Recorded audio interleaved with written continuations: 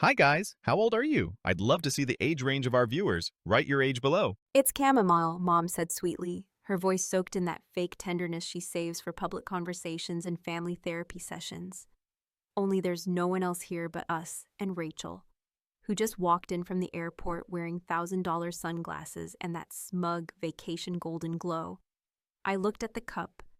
Pale yellow, no steam, lukewarm. Just like her love. Just like every goddamn birthday since I turned 33.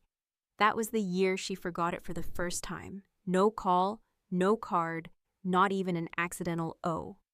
That year, Rachel got a Tiffany bracelet and a week at a wellness retreat in Sedona. I got a cold shoulder and leftover meatloaf.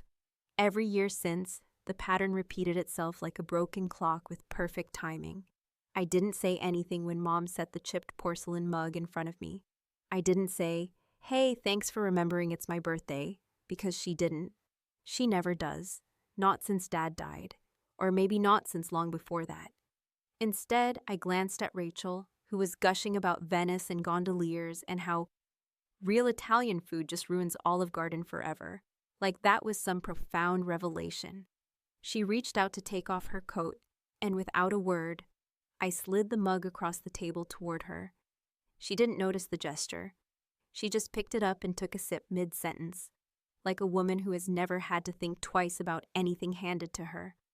That's the luxury of being the favorite, I suppose. You assume everything placed in front of you was made with love and intention. I watched her throat move as she swallowed. One sip, two. Then she paused, just for a second. A little furrow of her brow, like she noticed something off. But she didn't say anything. She kept talking about the way Italian men flirt and how they all smoke too much but still manage to look like they belong in a cologne ad. Mom laughed in that high-pitched, performative way she always does when Rachel talks. That's when it really hit me. Not the tea, obviously, but the absurdity of the moment. There I was, the forgotten daughter, ignored on her birthday again, sitting across from a mother who still played favorites like she was casting roles in a high school play, and the golden child sipping what should have been mine. It was so poetic, it hurt. You'd think by 36 I'd be used to this shit. But no, it still lands like a punch to the gut every single time. I used to fantasize that one day she'd forget Rachel's birthday just once, maybe even mix up our names in a moment of senility. But Mom's mind is sharp. Sharp enough to cut. She remembers every detail about Rachel. Her favorite color, her allergy to strawberries, the name of the boy who broke her heart in junior year. But somehow never quite remembers that I exist unless she needs someone to feed the cat or clean the gutters. And even then, it's more of a barked order than a request. But here's the part that might mess with you a bit. I didn't pass the tea to Rachel out of spite. Not entirely. It wasn't like I had planned it. I hadn't woken up that morning thinking, today's the day I poison my sister. Hell, I didn't even know Mom would be making tea. But when she handed me that mug, with that same fake smile she's given me my entire life, the one that says, "This is all you get and you better pretend it's enough," something in me just clicked. I didn't want what she gave me. Not anymore. Not the bitter taste of second place, not the lukewarm kindness, so I gave it away. Just like she gave away her love to someone else. And Rachel took it, like always. Because Rachel never questions what she's given. What happened next wasn't immediate. There was no dramatic collapse or shattered mug, just a pause, a tightening of the jaw, a sharp breath. Rachel reached for her throat and blinked hard, like her vision had just gone blurry. Mom noticed something was off before I did, which says a lot, honestly. She stood up, the chair scraping loudly against the tile, and said Rachel's name with that rising panic only a mother's voice can carry. Rachel tried to speak, but it came out choked, like she was gargling gravel. Then she coughed, once, twice. A sound that didn't belong in that clean, quiet kitchen with the quartz countertops and herb-scented candles. And then the screaming started. Mom shouted for help, knocking over a vase as she scrambled for her phone. Water spilled everywhere. The roses Rachel had brought back from Italy wilted instantly in the mess. I stayed seated, calm, still, watching. I reached into my pocket, pulled out my phone, and dialed 911. But I didn't rush. My voice was steady when I spoke to the dispatcher. I even said thank you at the end. When the paramedics arrived, Rachel was on the floor gasping like a fish on dry land. Her face had gone pale, her eyes wild. They loaded her onto a stretcher. Mom rode in the back, clutching her hand, crying, shouting that it must have been something in the tea. I stood on the porch, watching the ambulance pull away, the lights reflected in the window like fireworks. I didn't wave goodbye. Inside, the house felt colder than it should have. The mug was still on the table. I picked it up and sniffed it, still chamomile, faintly sweet, harmless, unless, of course, it wasn't. But that's the thing about tea. You never really know what's in it unless you made it yourself. And I didn't. At least not this time. There's something about growing up in the shadow of a sibling who fits every box, checks every mark, and never once questions why the world opens for her with such little resistance. It's like living your entire life holding your breath, hoping for even a sliver of the air they take for granted. Rachel wasn't just the favorite. She was the prototype of everything a mother like ours worshipped. Tall, thin, conventionally pretty in that glossy catalog way. Always smiling with just enough teeth to seem warm, but never so wide as to show need. She was the girl who got new dresses every Easter and sat front row at dance recitals, who got the gold locket at 12 and a car on her 16th birthday while I got a secondhand laptop with a cracked screen and a lecture about being grateful. Even her mistakes were charming, forgivable, laughable. Oh, that's just Rachel being a dreamer. Whereas mine were listed like sins in an invisible ledger I could never balance, no matter how hard I tried. It started early, the difference in treatment. I remember being 6 and breaking a ceramic angel that sat on the mantel, one of those tacky, hollow things you get at gas stations or dollar stores, but Mom treated like a family heirloom. I was sent to my room without dinner, no apology accepted, no chance to explain that I'd only tripped trying to reach the photo album on the top shelf. But when Rachel spilled an entire bottle of red nail polish on the new living room carpet, Mom actually laughed, and said, "It's my fault for leaving it within reach." That's when I learned the rules weren't just bent for Rachel. They were built around her. High school was where it got worse, because that's when people outside the house started to notice the difference too. Teachers doted on her, boys followed her in flocks, and even the neighbors would light up when she waved. Meanwhile, I was the quiet one, the bookish one, the girl who could vanish in a room and no one would ask where she'd gone. My grades were fine, good even, but no one put my report cards on the fridge or asked how my SAT scores were. When I got into a decent college, Mom said, "That's nice," and went back to folding laundry. When Rachel got into a private university with a tuition that could have paid off our house, Mom threw a dinner party. The thing is, it wasn't even about Rachel being cruel. That would have been easier, maybe. She didn't rub it in my face on purpose. Her sin was indifference, the effortless arrogance of someone who had never been denied love or attention for even a second, and therefore couldn't possibly understand what it meant to be starving for it.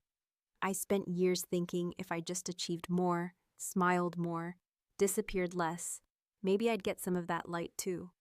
But it never came.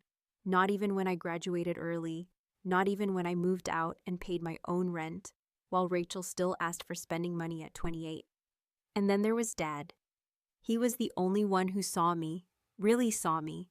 He would sneak me books he said reminded him of me, weird ones with sad girls and sharp edges.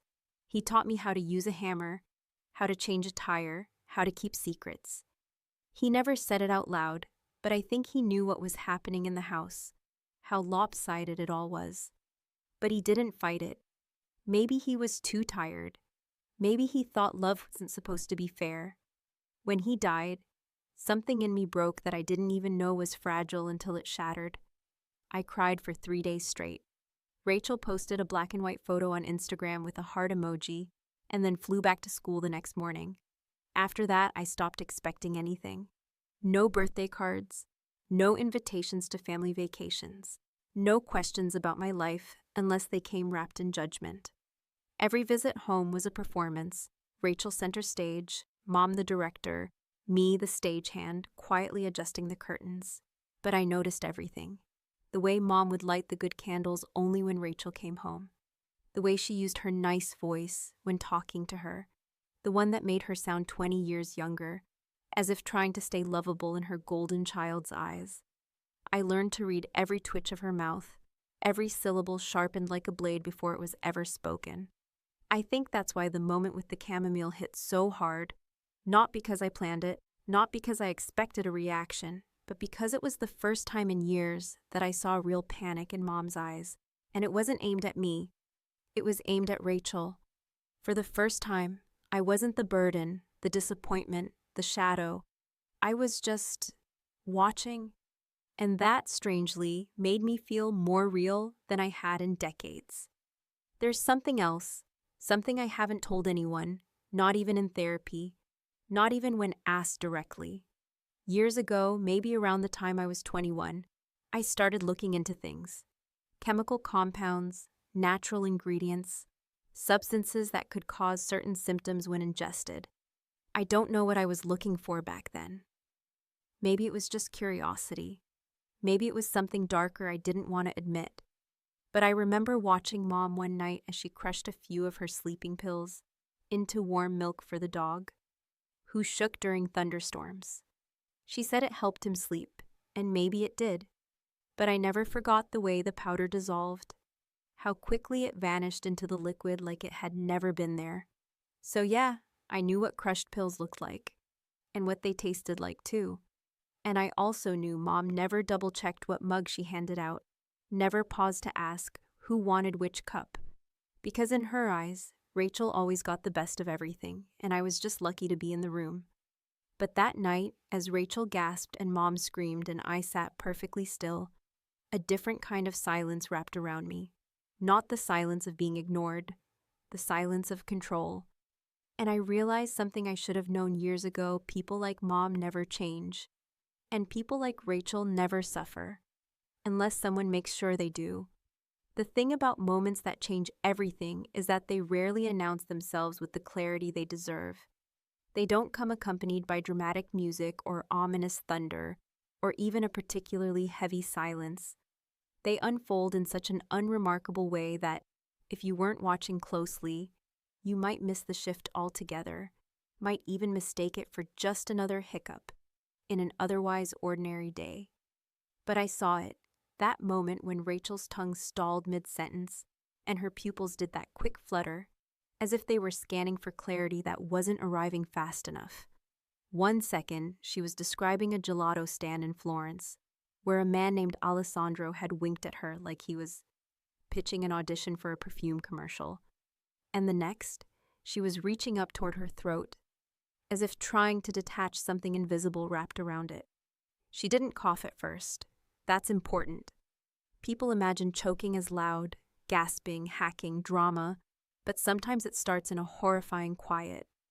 A kind of disbelief on the face of the person realizing that the act of breathing, something they've never had to earn, is suddenly not automatic anymore. Rachel's hand was trembling as she clutched her neck, her fingernails digging into her skin, just enough to leave red indentations, but still too dazed to panic properly. It was Mom who reacted first. Not with action, not immediately, but with that high-pitched, edge-of-hysteria voice she always reserves for situations beyond her control. Rachel, what's going on?"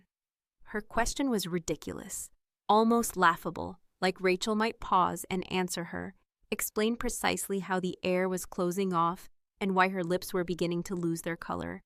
It took maybe 20 seconds for the chaos to register fully, for the sound to break through.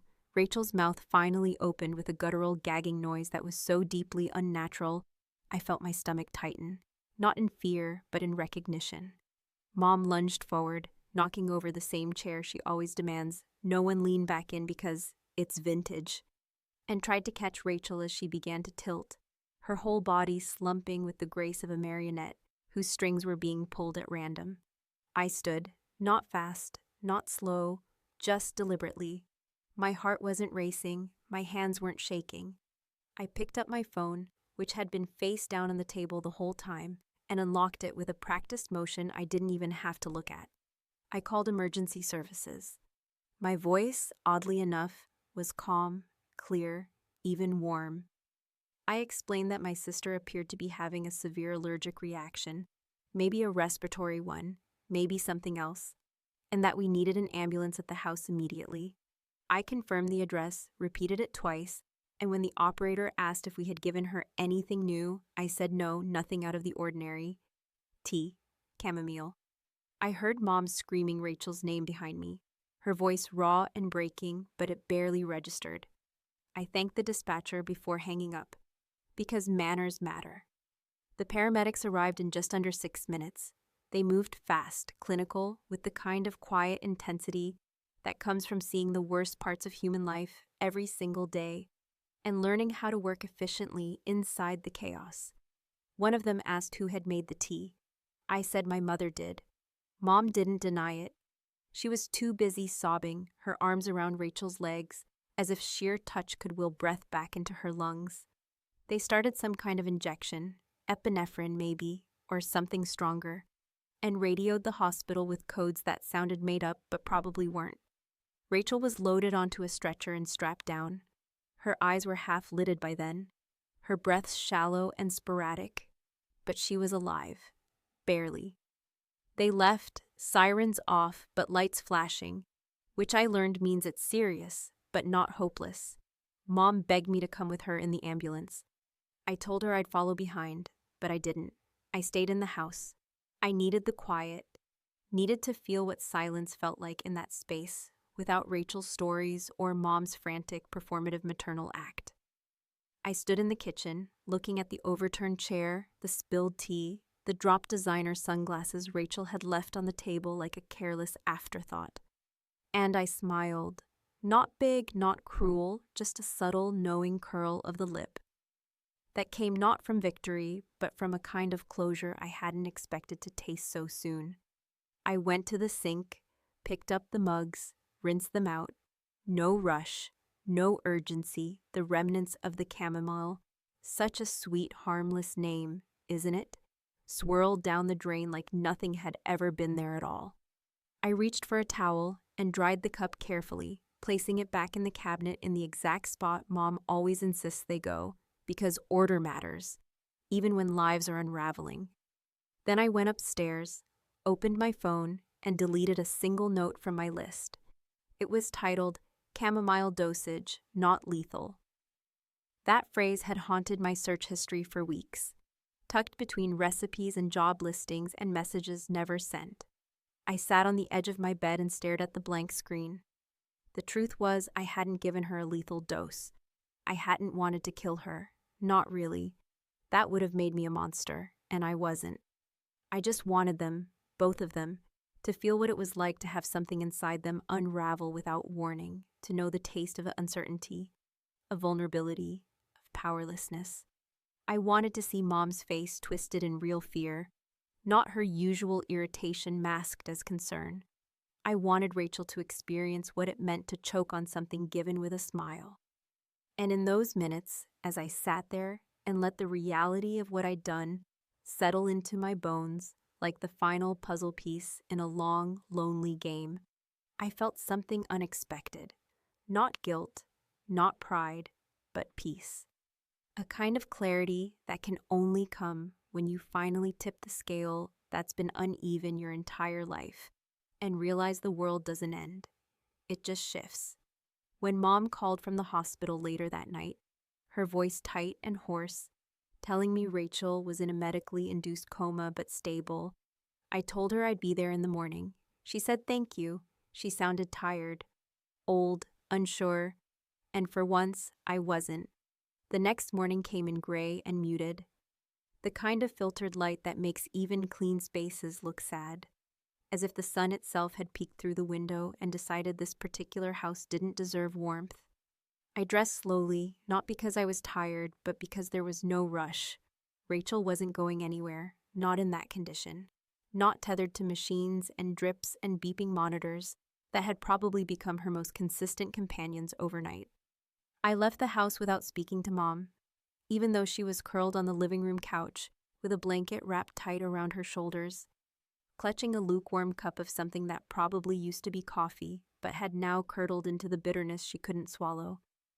She didn't look at me when I walked past her, and I didn't offer comfort, not out of cruelty, but because I had nothing left to offer that woman except the silence she'd trained me to perfect. The hospital smelled like every other hospital, antiseptic and bleach, layers of trauma buried under lavender-scented attempts to mask suffering. Rachel looked smaller in the bed, her hair tangled and her mouth slightly open under the oxygen mask, like she was frozen mid-confession but hadn't yet figured out what to admit. The nurse told me she was stable, but sedated, and they weren't sure yet when she'd be fully conscious again. Mom was there too, hovering in that way only guilt can cause, rearranging pillows, adjusting tubes that didn't need adjusting, brushing Rachel's forehead like she was 5 years old again, and not a grown woman who had choked on the reality she'd never had to face before. She turned to look at me and opened her mouth as if to say something. Maybe thank you, maybe a question, but I beat her to it with a quiet, measured voice. Did the doctors find anything strange in the tea?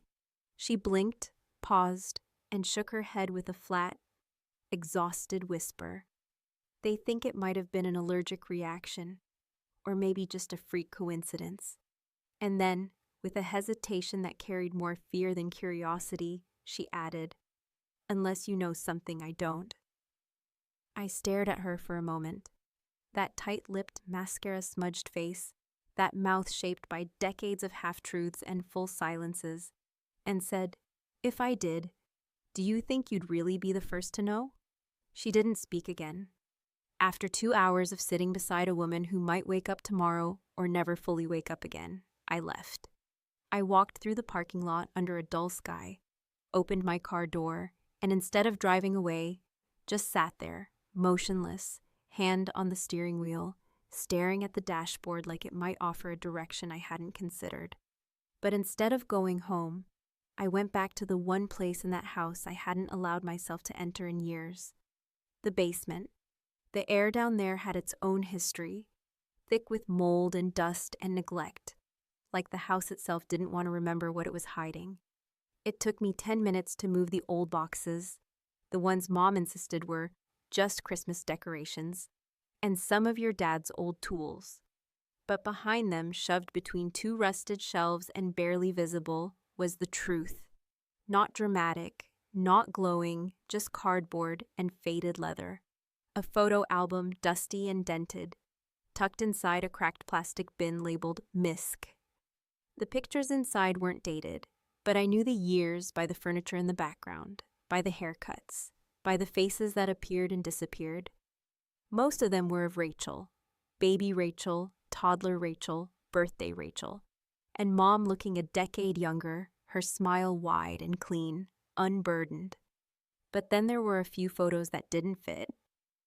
Images of me as a child, maybe 4 or 5, but I looked different. My hair longer, darker, my clothes mismatched, and the man standing beside me wasn't the father I remembered. He was taller, leaner, with a sharp chin and eyes that mirrored mine in a way that couldn't be coincidence. He held me like he knew how to, not stiff, not awkward, but close. In one of the photos, he's kneeling next to me while I blow out birthday candles, and on the cake are the words, "To my girl, love, Dad." I sat down on the cold concrete floor, legs crossed like a kid in class, and flipped through each page with a growing weight in my chest, realizing slowly, with a creeping certainty, that the man who raised me, the man who taught me how to tie my shoes and drive and hide my pain, hadn't been my father. He had loved me, that much I knew, but he wasn't blood, and suddenly it made sense. The distance, the casual rejection, the way Mom always made it feel like I was something she was obligated to tolerate rather than chose to nurture. Rachel wasn't just the favorite. She was the only daughter she had wanted. I closed the album and sat with it in my lap, not crying, not panicking, just letting the truth settle like dust into corners I hadn't visited in years. This wasn't about paternity.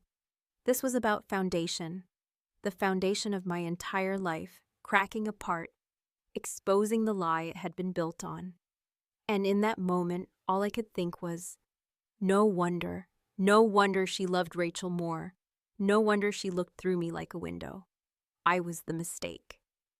The leftover from a man she didn't want to remember. I didn't tell anyone what I found. I returned the album to the bin, closed the lid, and slid it back behind the boxes where it had always lived, buried, ignored, silent. Some truths are like that, not meant to be exposed, but merely acknowledged, named in your head so you can stop pretending you didn't already know. That night, I lay in bed and stared at the ceiling, the silence of the house pressing in from every corner. Rachel was still unconscious. Mom was still pretending this was all just an accident. And me, I was finally starting to understand that I hadn't poisoned Rachel. Not really. All I'd done was introduce her to the bitterness I'd tasted my whole life. A bitterness that didn't kill, but reminded you that everything sweet comes with an aftertaste. Rachel opened her eyes on a Tuesday. Sometime just after 4 in the afternoon, when the rain had been falling in that slow, steady way that feels less like weather and more like the world taking a long, tired breath. I wasn't at the hospital when it happened. I'd been at home, folding laundry that didn't need folding, moving dishes from one cabinet to another under the pretense of reorganizing, but really just avoiding the silence that had grown heavy since that night. The kind of silence that doesn't come from the absence of sound, but from the weight of too many things left unsaid. Mom called me, her voice thin and watery, like someone who's been crying into a pillow for too long, and said, "She's awake. She's talking, sort of." And then, after a pause long enough to signal the real message was still coming, she added, "She's asking for you." It should have been gratifying, maybe even triumphant to hear that. But instead, it felt like the closing argument of a case I hadn't agreed to defend. I drove to the hospital in the kind of fog that clings to the windshield no matter how many times the wipers clear it, like the universe was trying to obscure my view, maybe as a courtesy, maybe as a warning. When I walked into the room, Rachel looked at me with eyes that held a flicker of recognition, but none of the usual gloss. The charm was gone, replaced by something far more human. She tried to speak, but her throat betrayed her. The sound that emerged was raspy, fragmented. A mosaic of what it used to be. She gestured toward the water cup, and I handed it to her without a word, watching her sip with both hands like a child afraid it might slip. Mom was sitting in the corner, silent, eyes darting between us like she was watching something she couldn't quite interpret. She didn't speak either, didn't offer her usual commentary or passive-aggressive guidance. She just sat there, wrapped in that same old shawl she'd worn since Dad's funeral, the one that always smelled faintly of lavender and denial. Rachel set the cup down and looked at me again, her lips moving slowly, carefully, and even though the words were hard to make out, I heard the shape of them. "Was it you?" I could have lied. I could have gaslit her, blamed her weak immune system, the imported teas, the stress of travel, or the alignment of the stars. I could have denied everything and walked out with clean hands. But instead, I just smiled. Not wide, not cruel, just enough. It wasn't a confession, but it wasn't a denial either, and maybe that's what made it worse. The ambiguity, the refusal to give her the closure she was probably owed, the kind of answer that might have allowed her to tuck this whole thing away as a chapter instead of a wound. Her eyes widened just slightly, then narrowed, and for the first time in her life, Rachel looked at me like she didn't know me at all. Not as the quiet sister, not as the invisible girl, but as someone entirely unfamiliar. That's when Mom stood up, her face pale and drawn tight, and said, "I think you should leave." No anger, no shouting, just 5 words that landed like a cold slap. The kind of dismissal that only means something when you've been waiting your whole life to be asked to stay. I left the hospital without saying goodbye. I didn't look back. I didn't go home either, not immediately. I drove to the coast, parked the car near a cliff that overlooked the kind of violent waves that make you question your scale in the universe, and just sat there. I thought about the photo album in the basement, about the man who held me like I mattered, the man who wasn't my father, but might have been the only one who ever saw me as more than an accident. I thought about Dad, the man who raised me, and how he might have reacted to everything if he were still alive. Would he have been disappointed? Would he have understood? Or would he have said nothing at all, like he always did when things got complicated? Eventually, I drove back, not to Mom's house, but to my own.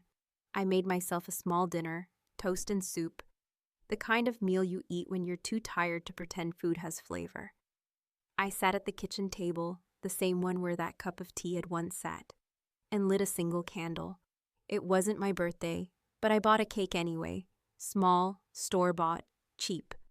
I placed the candle in the center, lit it, and stared at the flame until my eyes watered. Then I blew it out alone, and it felt more honest than any birthday I'd had in the last 10 years. Weeks passed.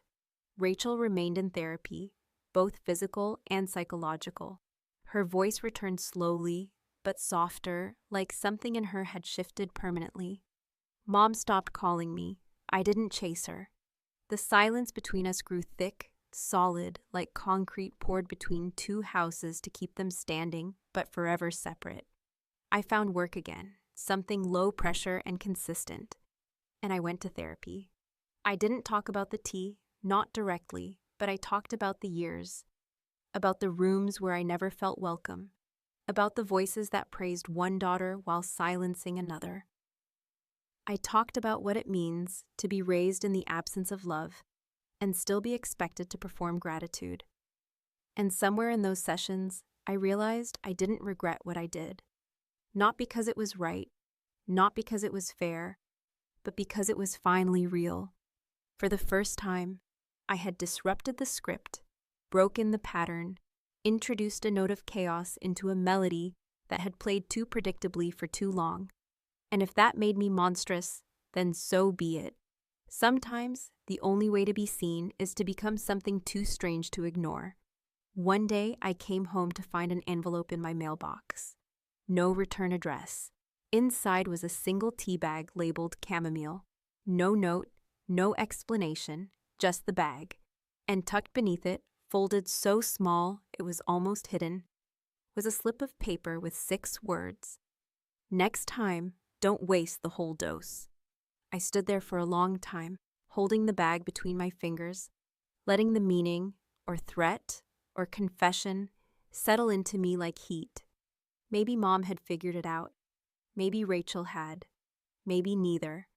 Or maybe someone else entirely was watching, closer than I thought.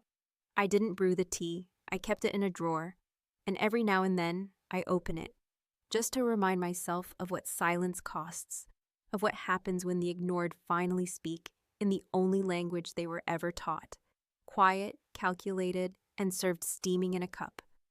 Mom's smile disappeared that day in the kitchen. Mine didn't, and it still hasn't.